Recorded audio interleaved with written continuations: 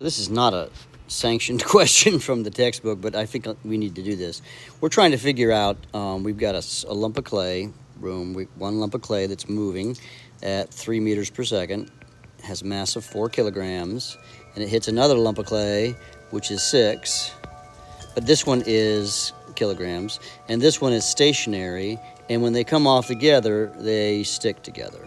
So now they have a 10 mass. 10 kilograms, right? So this is a conservation of momentum. You just do m1v1 plus m2v2. This is the 2 right here. But note that what's the velocity of this one? The velocity is 0, so this term drops off, equals the total mass, m1 plus m2 times v2. You're solving for v2. That's the answer for A. Now B is a little trickier, right?